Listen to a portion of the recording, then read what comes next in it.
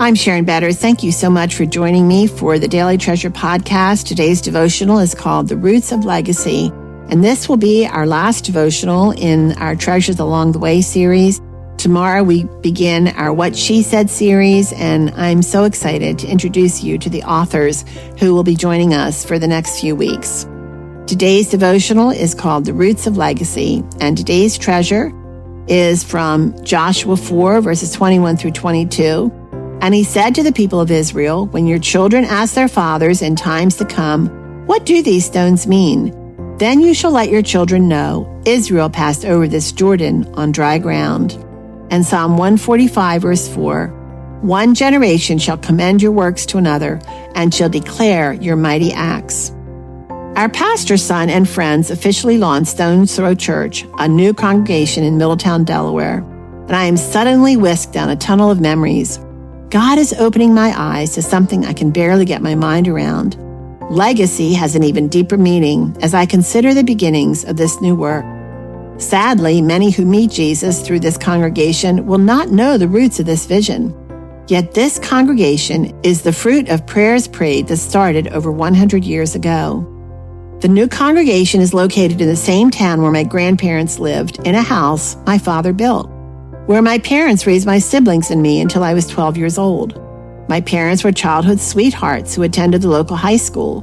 My father built many of the homes on the east side of town, as well as a housing development he named after me, Sharondale. My mother and her mother, my grandmom George, were charter members of one of the local churches. Grandmom believed Sundays were meant for rest, so when my two girl cousins and I went to her house after church, we spent at least part of the afternoon sitting on lawn chairs in the backyard, reading our Sunday school papers.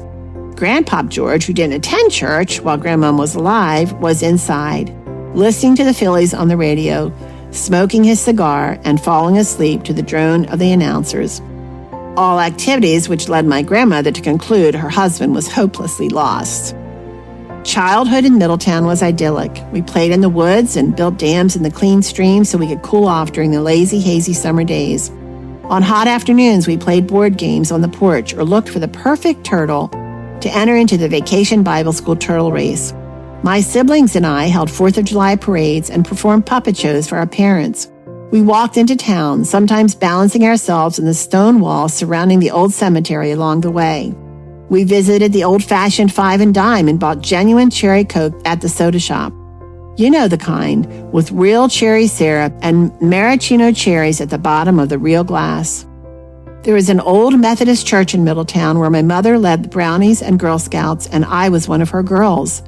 I walked the streets of this little town all by myself and sold more boxes of Girl Scout cookies than anyone else in my troop. Sometimes we attended movies at the old Everett Theater. 25 cents to see Tammy starring Debbie Reynolds, definitely my all-time favorite childhood movie. We attended the same little church where my mother grew up as a charter member.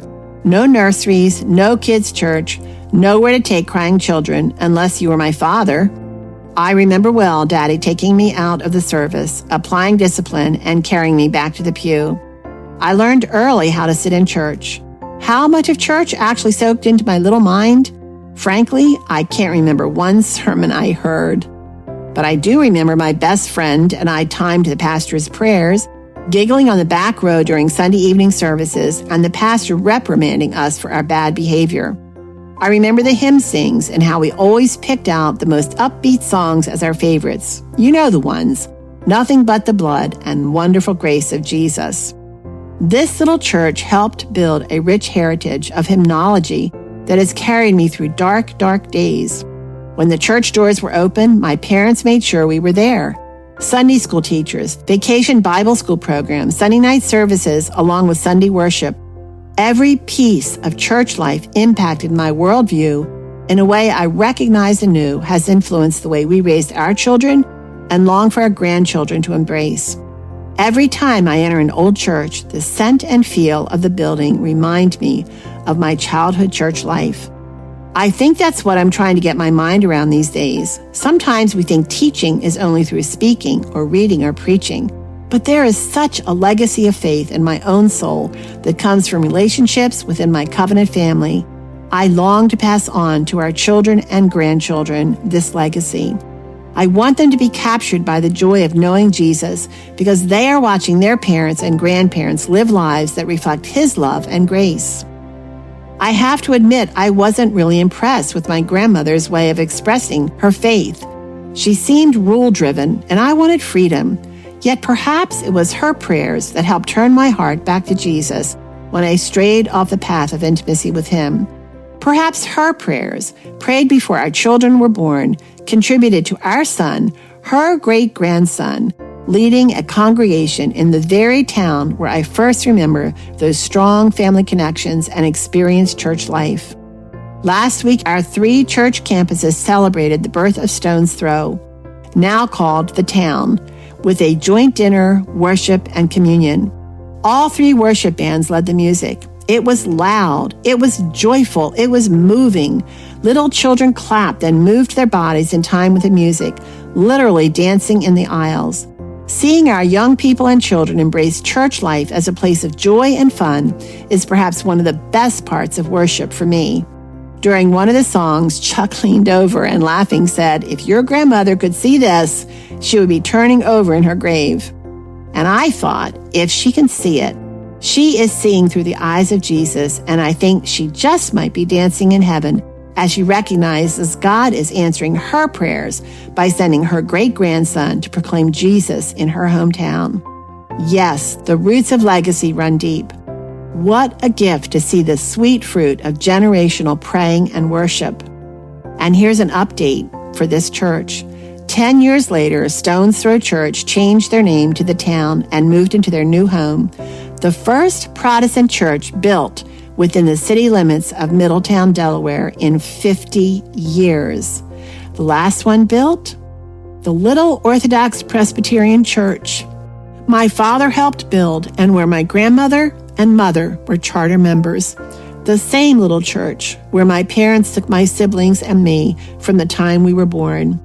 Some might drive by that little church and conclude nothing significant ever happened there. Yet God planted seeds in that church almost 100 years ago that are growing sweet, eternal fruit. The roots of legacy grow deep. Well, friends, it's Saturday, and it is the end of our Treasures Along the Way series. And tomorrow we're going to start our new What She Said series. And I am so excited about what God is doing through our guest writers. We have several new writers that we're going to be introducing to you. And you are going to just feel like you know these writers because they are so personal in the way that they share the way God is teaching them through His Word. So I'm excited about this next series. And I'm also excited about reminding you about our Help and Hope podcast this week with Christine Chappell. She has written a book called Midnight Mercies, and it is written especially for moms who are struggling with depression. Christine has a special place in her heart for those young moms. She has demonstrated that special heart for young moms with her book called Messy Heart, Promises of Renewal, Hope, and Change for Overwhelmed Moms. She's written a book called Help, My Teen is Depressed, and her most recent is Midnight Mercies, Walking with God Through Depression in Motherhood. Christine is the host of the Hope and Help podcast. Yes, hers is Hope and Help, and ours is Help and Hope. She is passionate about writing, and she has been featured at Desiring God, the Gospel Coalition, Risen Motherhood, and many other platforms. So make sure that you go to helpandhopenow.org, where you can click the Help and Hope link and look for my conversation with Christine, where we talk about walking with God through depression in motherhood. Thanks so much for joining us, and I look forward to being with you tomorrow when we start a whole new series.